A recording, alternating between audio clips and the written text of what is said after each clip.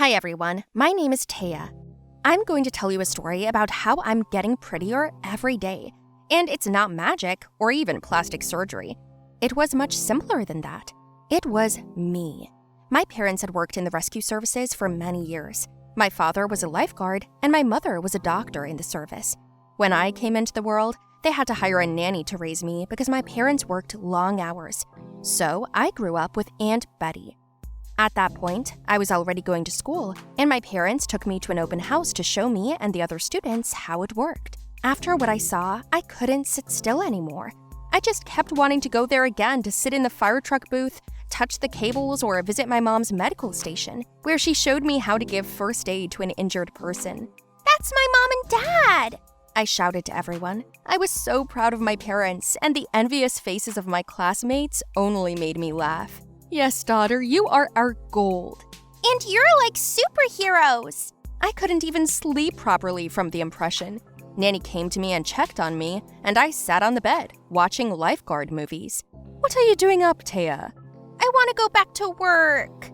"You can't go there, or your parents will fight. You understand, right?" "Yes, Betty, I understand. That's why I'm home." Don't let me down. But the next day, right after school, I couldn't help myself and ran to my parents' work. And since I knew the way, I rode my bike there. A couple of hours later, I was already there. It was quiet and peaceful at their base. Everyone was inside. There was a fire truck outside. I decided to sit inside, climbed into the cab first, and then went inside the body itself. Suddenly, the siren sounded. I was frightened, but it was too late to get out. Then I decided to hide amongst the tanks and hoses. I heard my father come running in. There was a fire somewhere in town. We got there in a few minutes, and when the truck stopped, my father started uncoiling the hoses and saw me there. "Taya, what are you doing here?" I was just... "Now is not the time. Run to a safe place and wait for me, okay?" "Yeah, Dad, okay." I ran out of the truck, and there was the house, on fire. Everything was on fire. It was the first time I'd ever seen an entire house on fire, and then I saw people screaming inside. Their screams frightened me. I went into a stupor. My father ran out of there and wanted to grab me and take me to another place, but there was an explosion. A gas cylinder burst, and my dad and I were thrown back by the wave. I blacked out instantly, and when I came to, my face was twisted from nerves. One side was more crooked than the other. My father was hurt too. He had a bad shrapnel wound in his leg. Since he was discharged, he could no longer do lifeguard duty and was retired. It was a blow to him because he loved his job. I won't talk about how I got it from my mom afterward, and how my dad and I miraculously survived. Several years have passed since then. Dad went into farming, and Mom decided to help him out. She left the fire service too, since she couldn't work there without Dad. Slowly, we all got used to our new way of life. By the way, yes, we had to move to another town to start a new page. Only the memories of that day stayed with me anyway. Every day, when I looked at my twisted face, I felt uncomfortable. I approached the mirror squeamishly, only to hurriedly comb my hair and cover the crooked side with long bangs. There were days when I hated myself, but there was nothing I could do about my face. What, you didn't think I tried therapy? I've been to dozens of clinics over the years, including trying Chinese folk medicine in the form of acupuncture, but nothing helped. My asymmetry was the same as it had always been. My parents thought I would have more positive experiences in a new city, and my psychologist advised a change of scene.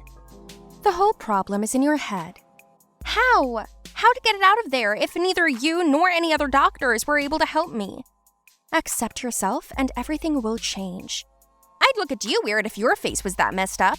Until you accept who you are, the problem will stay the same. You're a lousy therapist. With that being said, I changed psychologists 5 times and none of them helped me. And then we moved. All I could do for myself was not to look in the mirror and wear long bangs, covering half of my face. In the new place, because of my complex, I could not make friends with anyone. My mom and dad would chase me out of the house to go out, but I refused. I don't want to go anywhere. Just go out. That's all you have to do. Not with this face. But honey, sooner or later you'll have to. You've got your whole life ahead of you. Don't say that. I don't want to think about spending the rest of my life with a face like this. And it's my fault. It's okay, daughter. I don't hold it against you. But I do. Let's not talk about it. Let's eat. So more time passed. I went to a new school and couldn't help but notice the oblique glances.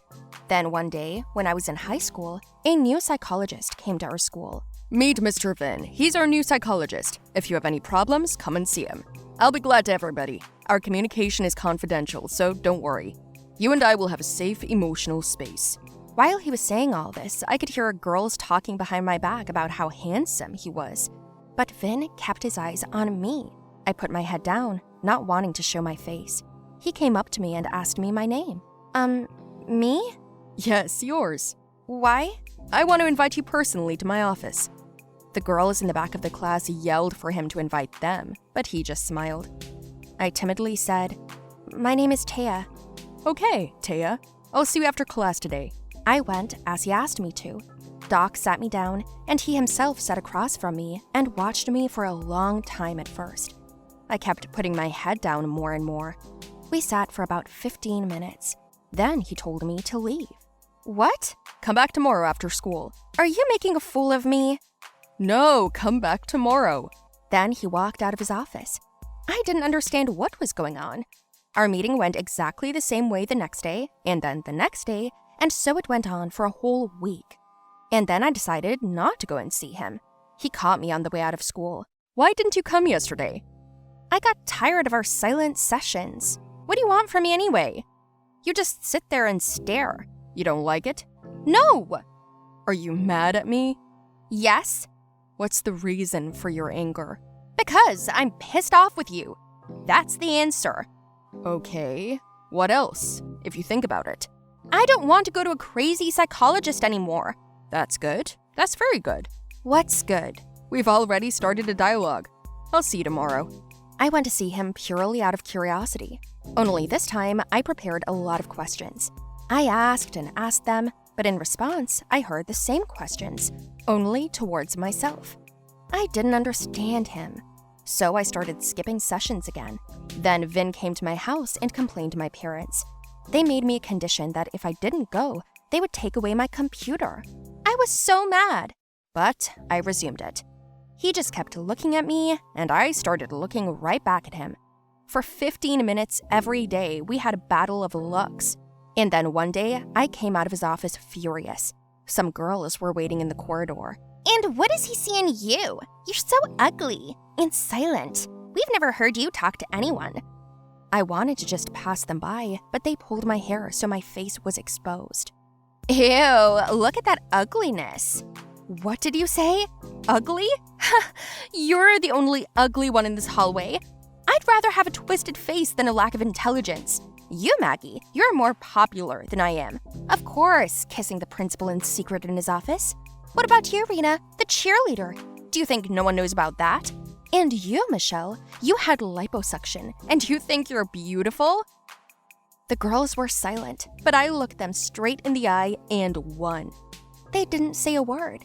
And I caught myself thinking that for the first time in my life, I shut someone up. For the first time in my life, I defended myself, and I loved it. I talked about it with Vin. He listened the whole time and then said only 2 words. You are unbelievable. I was embarrassed. He said those 2 words every session. I heard compliments from him for 2 months, and I didn't notice myself changing. Then one day, when I went to school, I put my ponytail together and bared my face. My God, Taya! Your face! What's wrong with it? It's beautiful. Mom suggested I take a picture every day, and after another month, I noticed a real change. Vin had taught me to accept myself for who I was. Next, the therapies changed character. They were like dates. He saw me shopping, going to restaurants, and we went for many walks. He didn't allow himself too much, but I already felt valued. Then after 2 months, my face had completely straightened out. Everyone noticed it. Even the sarcastic girls complimented me. I won't say it was easy. I had to rethink a lot, but the results were worth it. So, did you think I took some kind of magic pill to pull this off? No, it was much more subtle than that. Hi everyone, my name is Nelson. I want to tell you my story about how my breasts have grown. big as a woman, and only in 24 hours. I'm sure every girl would like to get such an effect, but I was lucky for some reason. Getting ahead of myself, I'll say that I didn't want that. I kind of had a good life without it. But why was it like that? I'll tell you about that now.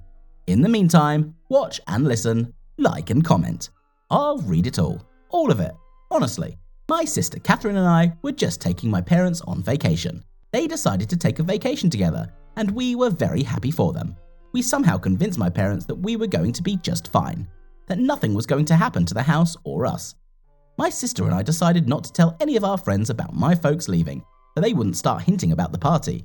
It was business as usual, only without the folks. Catherine went to work. She decided not to go to college, but to stay home with us. On the second day of our independent life, I felt a slight malaise in the middle of class. At first, I didn't pay attention, but then I felt dizzy, then nausea, and I ran to the bathroom. They let me out of the last class. I came home and collapsed on my bed. I didn't have the strength to even get up. I called Catherine and she got off work. The nurse took my temperature and asked me how I was feeling. Apparently you have the flu. Flu? So, is it dangerous? You'll live? What do you mean? Will I live how?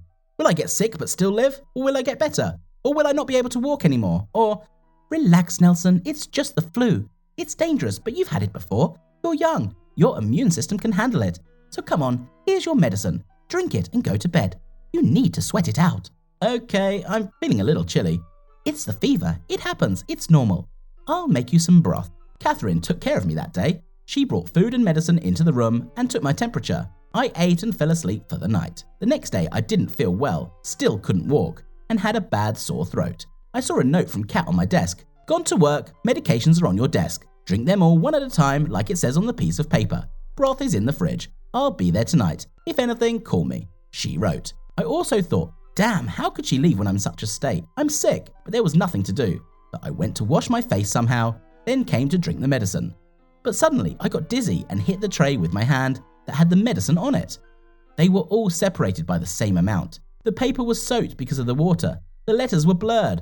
The pills were mixed up. In short, the horror. I began to panic. I called my sister and she told me where to get these drugs. They were in a box in her room. I went there, took out the box and was shocked. There was just a sea of drugs. While I was going through them, my mother called me. I picked up the phone and told her in detail what was going on with me. While I was talking to her, I grabbed the pills and drank a few of them. After a couple of hours, I realized that I wasn't getting any better, so I drank more and then more and then more. I felt something new in my body in the form of a tingling sensation in my chest. It's strange, I thought. I've never had that before. I was in a state of shock and I felt a tingling sensation in my chest. And then I blacked out. I woke up when Kat came into the room. She took my temperature and told me I was burning up. She called an ambulance and I was so sleepy I don't even remember being taken away and hospitalized. I didn't wake up until the next day because I was terribly thirsty. I saw that the ward was empty. I got out of bed and went into the corridor. Passers-by stared at me and I didn't understand why. I went to the front desk and asked to call the nurse. They gave me a phone. Kat said she'd be there in a couple of hours. I went back to my room, went to the bathroom, washed my face, and saw myself in the mirror. Ah! Ah! I yelled like crazy because something incomprehensible was sticking out from under my hospital shirt in my chest area. I carefully lifted my clothes and saw my breasts. They were real women's breasts. Small in size, but they were there nonetheless. I was so scared. I just screamed. A nurse came running in at the scream. I showed her my tits and asked what they'd done to me. Calm down. I'm going to call the doctor. What the fuck are you all doing here? I will sue you. Did you sew someone else's chest on me? Were you all drunk? I'm going to call the doctor.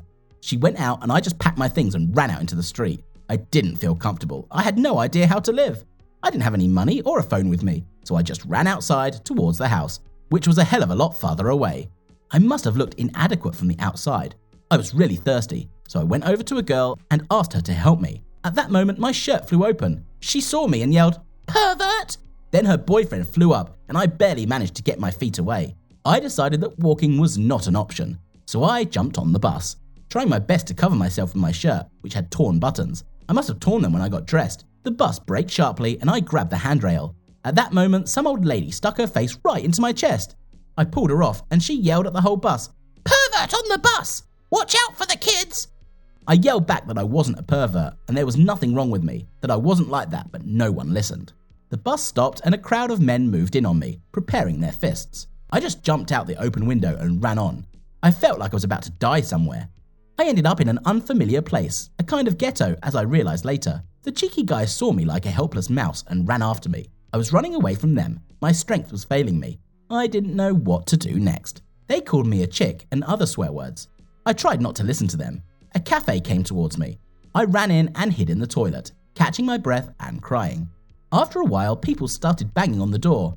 "Leave me alone! I haven't done anything to you! What do you want from me?" I shouted in tears. But from behind me came this calm woman's voice. "Excuse me, are you sick? Is there anything I can do to help?" I timidly opened the door, and behind her stood a lovely waitress. She was also the owner of the cafe. I told her briefly what had happened to me. She took me to her office and gave me something to eat and drink and a phone to call Katie. "So, how's the new body treating you?" I will never say anything about women's breasts again. I won't make jokes. I won't even look at them. They're so weird up close. It's a good thing at least without hair, or I would have thrown it upon myself. I didn't think it would hurt so much to run with them.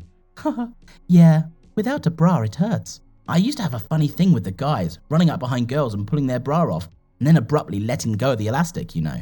Oh yeah? That hurts. That's probably my punishment, but I won't do it again. I get it. There's your lesson. Life teaches us all something sooner or later. If you don't understand the lesson, the next one will be much harsher. I guess you're right. Thanks for not scaring me. What's the big deal? My brother's breasts are bigger than yours. What happened to him? He's been eating his way through problems, not dealing with them. He gained weight, and then he overdid it and even got breasts. Oh, sad. I'm so sorry. At this point, my sister was running all over the hospital looking for me like crazy. Then she came to get me and pick me up. Catherine calmed me down, told me that my situation could be remedied. I just had to go back to the hospital. I agreed. The doctor came up to me and started examining me and then asked what I'd been drinking at home. I told it like it was. I don't remember the name, I just remember the picture on the package. There was a picture of a flower. Oh shit, those are my pills. They're for women. Are they hormonal? Yes. What does that mean? You have a malfunction in your body due to a large batch of female hormones, so your breasts have grown, but it's easy to correct. I was very happy. I was prescribed medicine and I started taking it very strictly. By the time my parents arrived, everything had normalized, and I was as before. How have you been here without us, our children? Catherine and I looked at each other and smiled, and said that everything went well, without incident. Tell me guys, did you like my story? Write your opinion about it in the comments below the video. Don't forget to give likes, share the video with your friends, and subscribe to the channel.